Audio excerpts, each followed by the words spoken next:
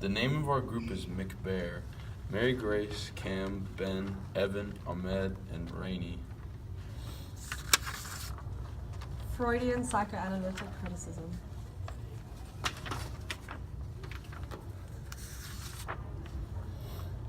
What is Freudian psychoanalytic criticism? A way of reading that argues that literary texts, like dreams, express the secret unconscious desires and anxieties of the author, that a literary work is a manifestation of the author's own neurosis. Psychoanalytic theory was first worked on in the 1880s by Austrian neurologist Sigmund Freud. Freud started his work on the psychoanalytic theory when treating his Viennese patients for different psychiatric diseases like hysteria. Freud developed his psychoanalysis theory in 1885. His theory was based off the wide variety of diseases that his patients had, like phobias, hysterical paralysis, pains, and different forms of paranoia.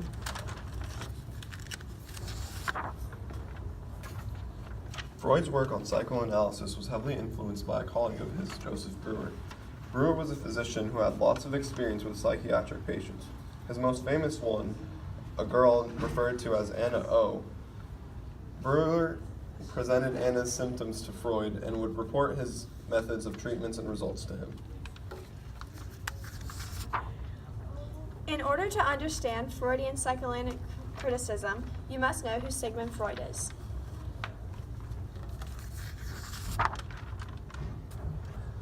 Sigmund Freud was an Austrian neurologist and is the creator of psychoanalysis. Freud theorized that people's actions are influenced by their unconscious. Freud maintained that our desires and our unconscious conflicts give rise to three areas of the mind that wrestle for dominance, which are the id, ego, and superego.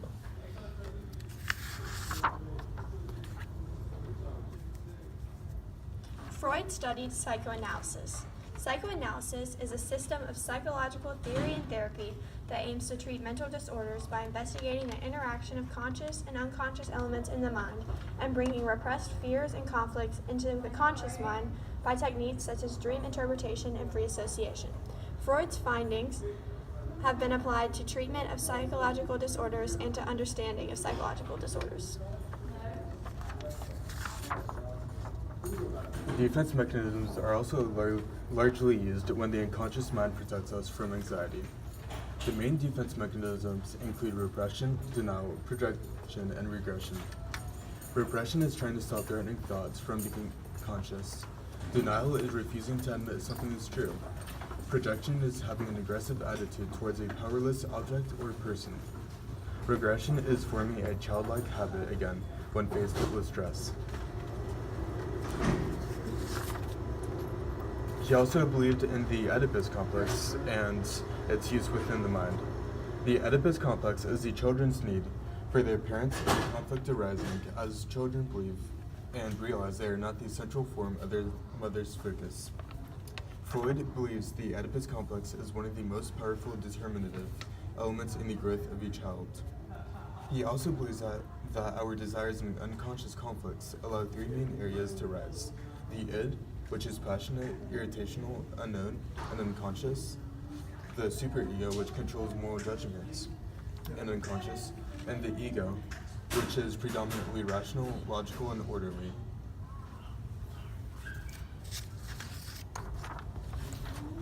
This is a visual representation of the iceberg consciousness.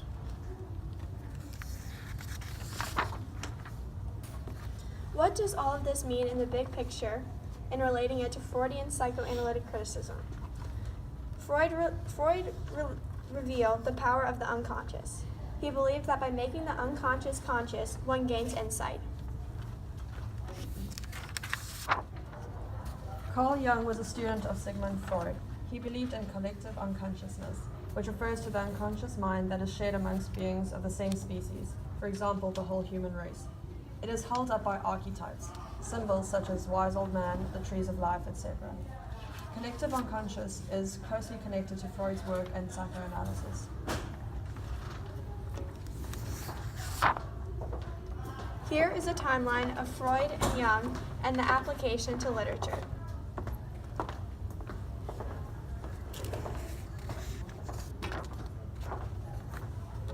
This perspective looks past the author's work and more at what is inside the author's mind.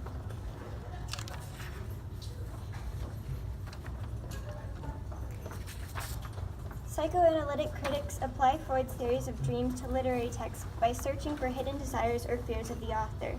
This perspective thinks about the author's childhood traumas and unconscious anxieties through hints in the text. The author could have something locked away in their work that the reader may be able to discover.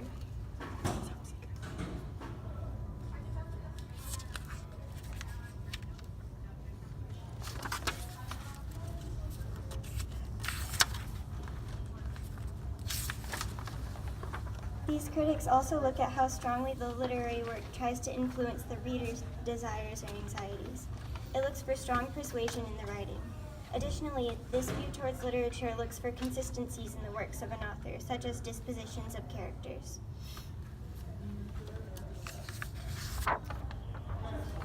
Here are a couple applications of Freud's psychoanalysis.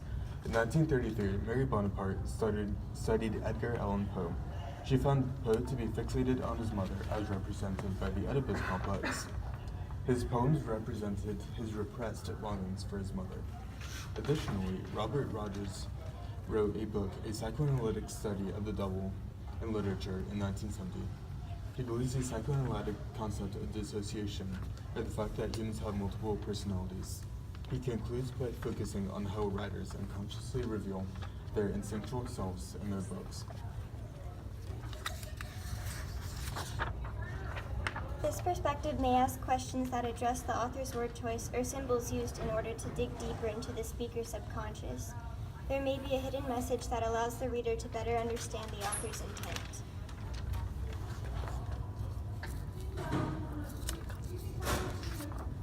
These are the works cited. Thank you for watching.